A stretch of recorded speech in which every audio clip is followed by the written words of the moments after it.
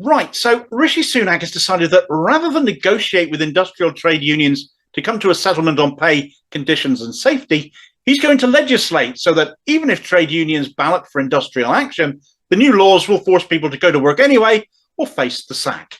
Talk about wrecking the foundations of democracy. This is a human right we're talking about here. This could completely destroy the trade union movement from a work perspective, rendering them legally toothless and annihilating their ability to protect your legal rights at work. But they're doing it by trashing your human right to withhold your labour. Surely this can't be legal, Damo. Surely they cannot do this. Well, it isn't legal right now.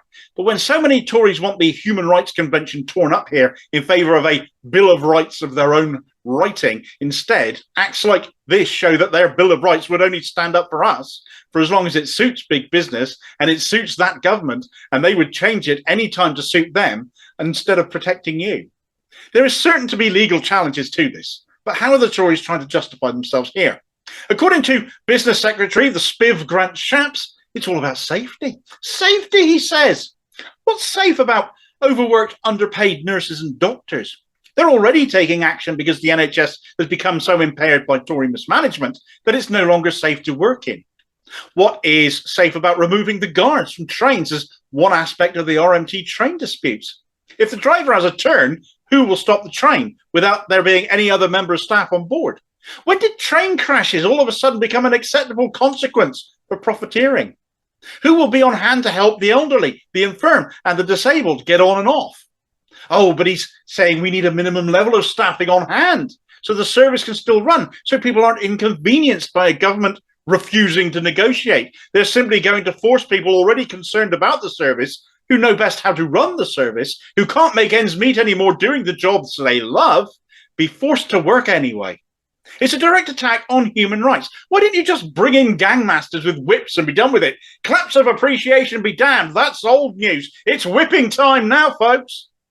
The Tories have declared war on working people, and I'll definitely be keeping an eye out for how my dozy Tory MP votes on this. It's a move straight out of the Victorian era from a party that frankly should have died out back then. If you're ordinary working class, they hate you. If you're unionised, they hate you most of all. Strike action is a democratic vote. It is balloted for, and it is a last resort. It's only taken when pig-headed stubbornness on behalf of the company, and in the case of rail and the health service, those two examples I've used a moment ago, the government is directly implicated in that as well. Instead of agreeing that people need enough to live on, that the service is in bad shape and needs addressing in a multitude of ways, not least regarding staffing, the government is determined to use force instead, forcing people into work against their will. It's an attack on workers. It's an attack on civil liberties. It's an attack on everything it means to be British, isn't it? It's illegal. It's wrong. And above all, it is totally unworkable. Who will go to work in those essential services under such conditions as that? Who will stay working in them?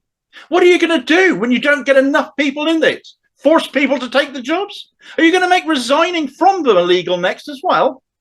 You cannot win by constantly trying to escalate this even further, because you cannot force people to work when, for perfectly valid reasons, they are refusing to.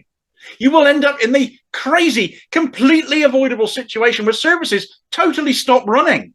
The one thing both NHS workers and the RMT have gone to great pains over to ensure there is an essential service running, and pretending that hasn't happened is just lying to people.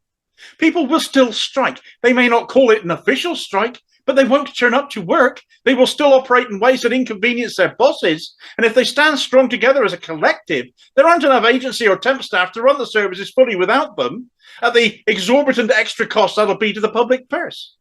When will the idiots in charge of these services, and above all, the idiots in this Tory government, realise that successful businesses, successful services are all run on the backs of the workers, and that it falls apart without them? You cannot get away with punching down on them time after time. They need to drop these fascist fantasies, which will inconvenience more people even more in the long term. Bear in mind, whether Tories won't give pay rises to these essential workers running services we all rely on amid a cost of living crisis that has seen costs soar, as well as taxes get hiked as well, they uncap the bonuses of the already ridiculously overpaid bankers a short while back.